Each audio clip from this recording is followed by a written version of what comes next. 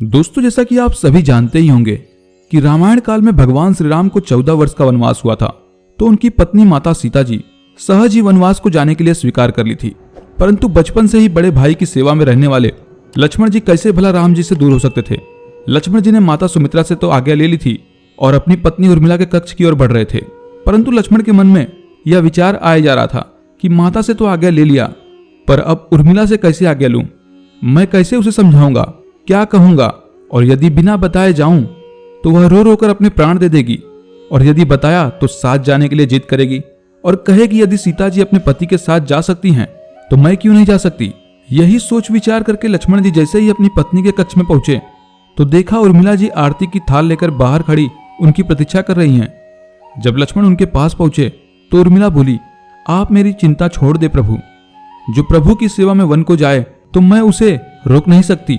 मेरे कारण आपकी सेवा में कोई बाधा न आए, इसलिए साथ जाने की जिद मैं नहीं करूंगी। दोस्तों, लक्ष्मण जी को कहने में संकोच हो रहा था, परंतु उनके कुछ कहने से पहले ही उर्मिला जी ने उनका संकोच दूर कर दिया था। वास्तव में यही पत्नी का धर्म है। यदि पति संकोच में पड़े उससे पहले ही पत्नी उसके मन की बात जानकर उसे संकोच से बाहर निकाल दे। पत्नी का इतना त्याग और प्रेम देखकर लक्ष्मण जी बिलक बिलक कर रो पड़े। उर्मिला जी ने भगवान को एक दीपक जलाया और विनती किया कि हे मेरे नाथ, इस आस को कभी बुझने न देना। लक्ष्मण जी तो वहां से चले गए, लेकिन 14 वर्षों तक उर्मिला एक तपस्विनी की भांति कठोर तप करती रही।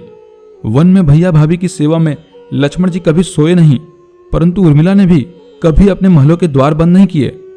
वह सारी रात जाग जाग कर उस दीपक की लौ को बुझने नहीं देती थी। मेघनाथ से युद्ध करते समय जब लक्ष्मण जी को शक्ति लग जाती है और हनुमान जी उनके लिए संजीवनी बूटी लेने गए थे, तो उधर से जब पहाड़ लेकर लौट रहे थे तो बीच में उन्हें अयोध्या में भरत जी राक्षस समझकर उन पर बाण चला दिए और हनुमान जी नीचे गिर गए।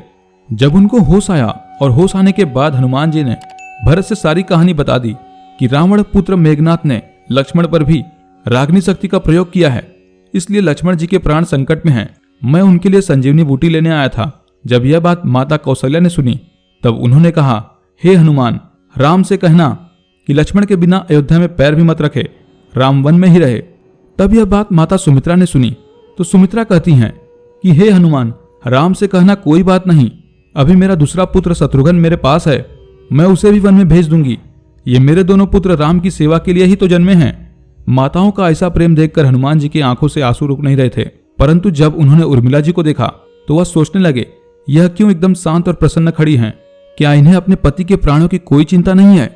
वास्तव में जब उर्मिला जी ने सुना कि उनके पति के प्राण संकट में हैं, तो वे खड़ी होकर हंस रही थी। तब हनुमान जी ने पूछा कि हे देवी, आपकी प्रसन्नता का कारण क्या है? आपके पति के प्राण संकट में हैं, सूर्य उदय होते ही कुल का दीपक बुझ जाएगा। तब उर्मिला जी कहने लगी, हे हनुमान, मुझे भला किस बात की चिंता, और मैं क्यों चिंता करूं? मेरा दीपक अभी संकट में नहीं है, मेरे पति संकट में कैसे हो सकते हैं? जब मेरा दीपक बुझ नहीं सकता तो रही सूर्य उदय की बात, तो आप चाहे कुछ दिन अयोध्या में विश्राम कर लीजिए, क्योंकि आपके वहां पहुंचे बिना सूर्य उदय हो ही नहीं सकता। आपने कहा कि प्रभु श्री राम मेरे पति को अपनी गोद में लिए बैठे हैं, तो जो श्री हरि भगवान श्री राम की गोद में लेटा हो उसे काल भी छू नहीं सकता। या तो वह दोनों लोग लीला कर रहे हैं। मेरे पति जब से वन में गए हैं तब से सोए नहीं, उन्होंने न सोने का प्रण लिया था, इसलिए वह थोड़ी देर के लिए विश्राम कर रहे होंगे। जब भगवान की गोद मिल गई हो तो थोड़ा विश्राम ज्यादा हो गया है और वे कुछ क्षण में उठ जाएंगे। और शक्ति मेरे पति को नहीं लगी है, शक्ति तो भगवान श्री राम को लगी है। मेरे पति के हर श्वास में श्री राम हैं, धड़कन में राम हैं और हर रोम रोम में भगवान राम हैं। उनके खून के बूंद बूंद में राम हैं, और जब उनके शरीर और आत्मा में भी राम है तो शक्ति राम जी को लगी है, न कि मेरे पति को। दर्द राम जी को हो रहा है, इसलिए हनुमान जी आप निश्चिंत होकर जाइए, सूर्य उदय नहीं होगा।